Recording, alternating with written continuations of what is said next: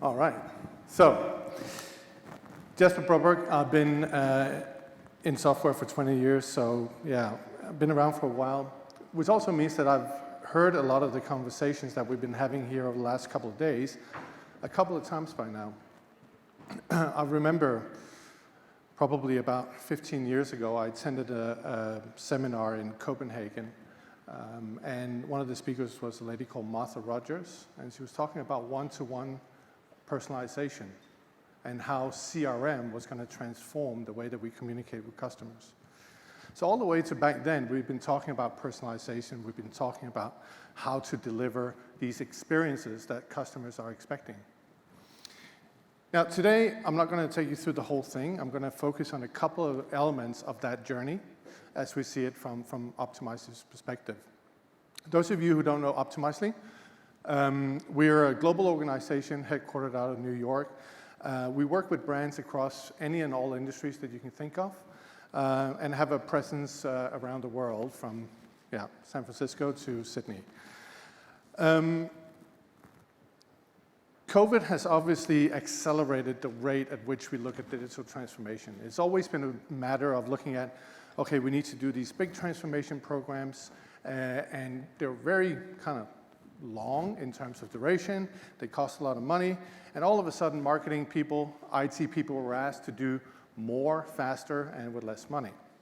So COVID transformed a lot of the approach to it. What it also did, it made us a lot more agile. It accelerated the rate at which we brought in different technologies to kind of help us scramble to solve the problems that we were faced with. 43, according to Martech, is the average number of technologies that a marketing department uses to do their daily work. It's quite a bit, and a lot of those tools are not actually built for marketing people. They're generic products that we're trying to fit into what we need to do in our daily lives. And that comes with some challenges as well. And it's also one of the reasons that when we look back at some of all these different digital transformation projects, a lot of them don't go as well as we had hoped them to do. This is back from 2019, shows that GE, Ford, and P&G kind of wasted $900 billion on digital transformation projects. It's not as easy as it sounds. So today, I'm first going to talk a little bit about the 85%.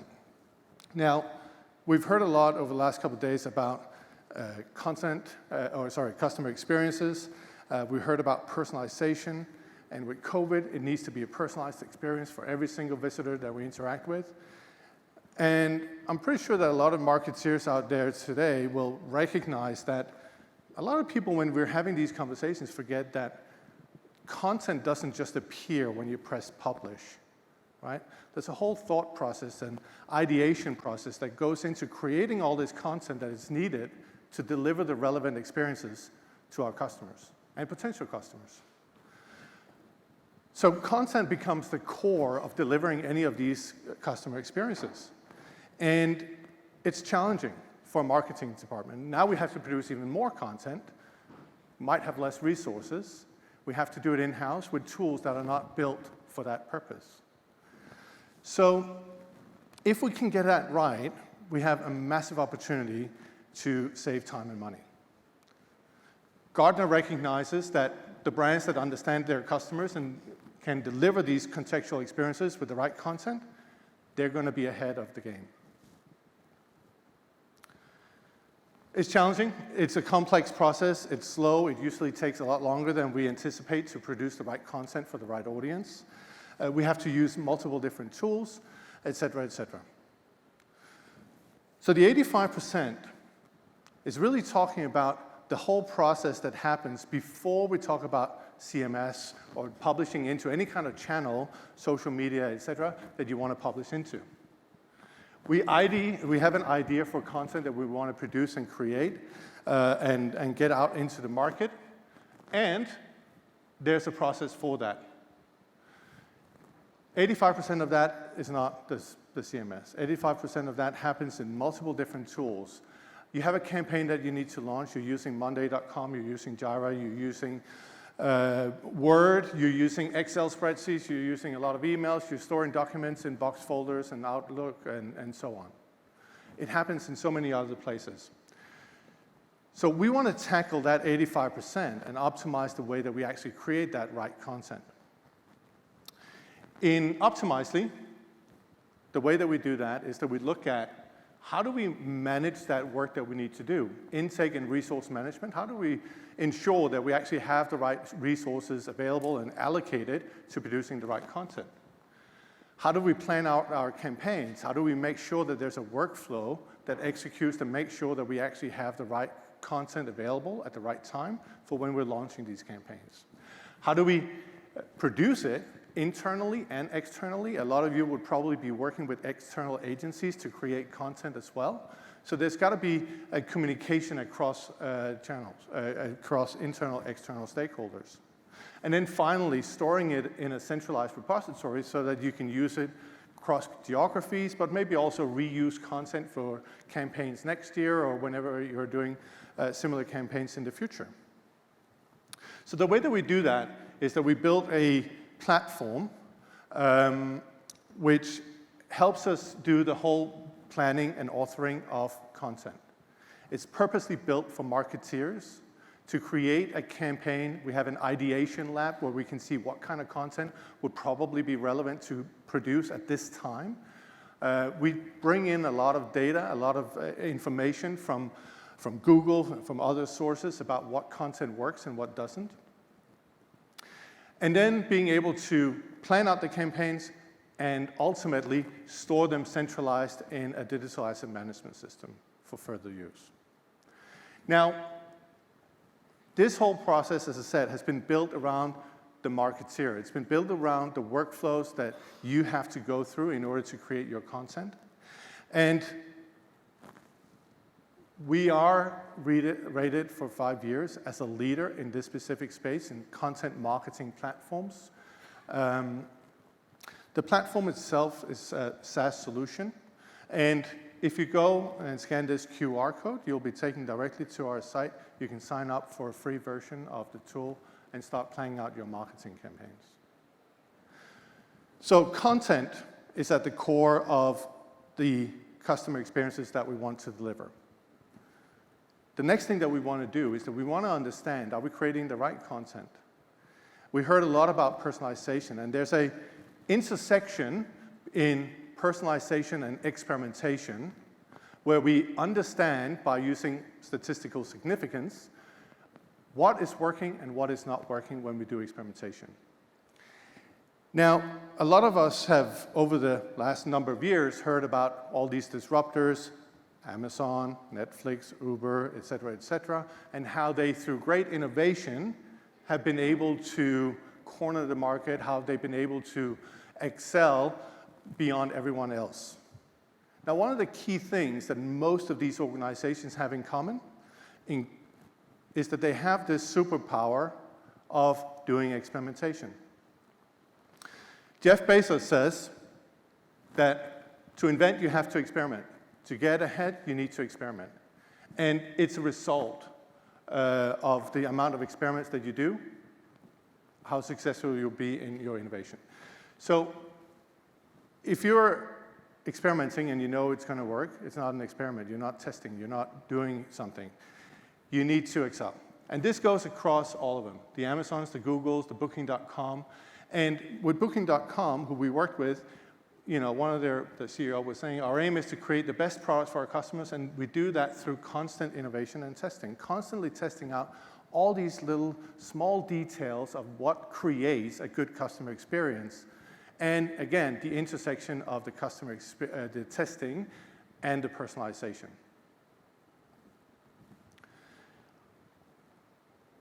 One of the pitfalls of doing it is being quite aware of the hippo.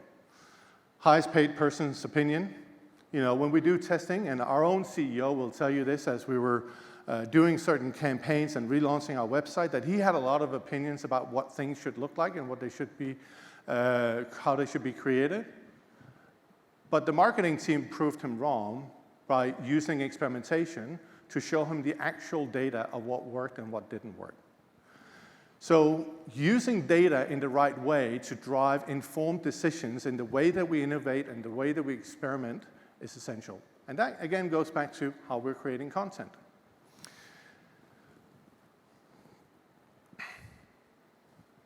Stuck. Now, a big hippo, Barack Obama. This is actually where Optimized as an experimentation platform was born. Our first customer was the Barack Obama 2006 presidential campaign.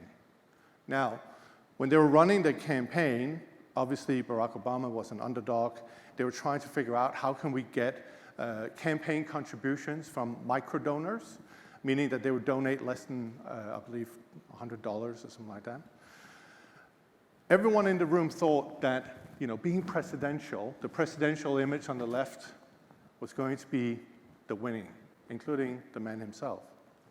The results, when we started doing testing with them, was that the one that shows the family was a lot better performing, $60 million in additional contribution from that variation alone.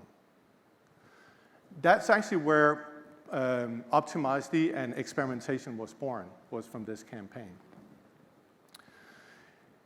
Now, in real life, a lot of us, 60 million, that's a lot of money.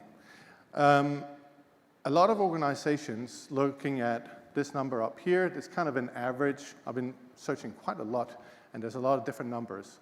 This is the average conversion rate across different industries, across different geographies, give or take, that people are expecting.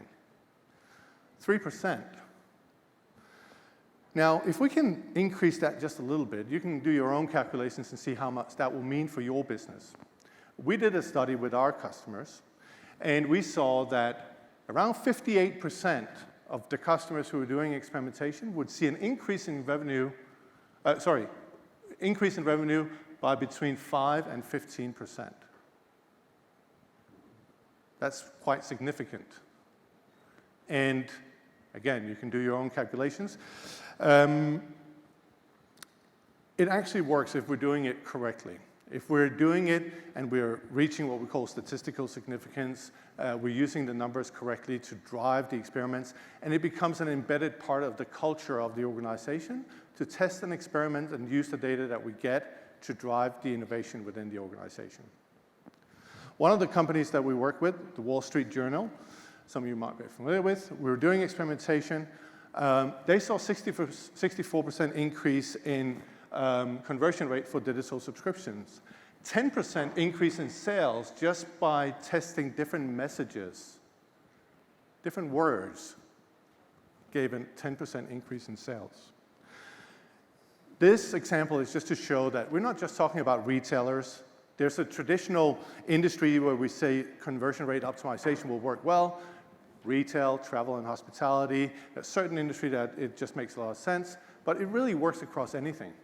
We have a lot of B2B customers, we have B2C, we have any kind of organization that you can think of using experimentation to drive their products forward. And it's not just about doing it on the web. It's also within your mobile apps, it's within any kind of device where we can do testing on the content. So our objective really at Optimized is to take all these kind of complex scenarios, the content creation process, the data and experimentation, and make them simple for organizations to get started. And it's not just us saying this. We did a report with Forrester, 286% return on investment for organizations doing experimentation.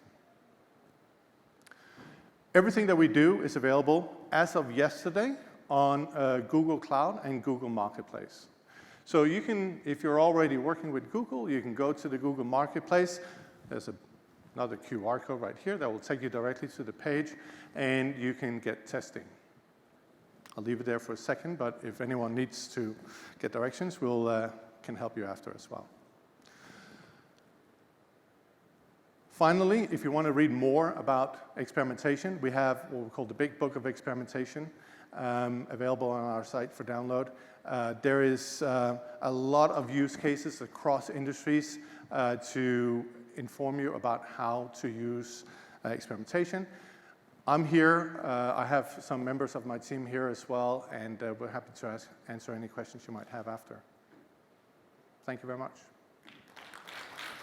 That is Jesper Broberg from Optimizely. Thank you so much. Appreciate you.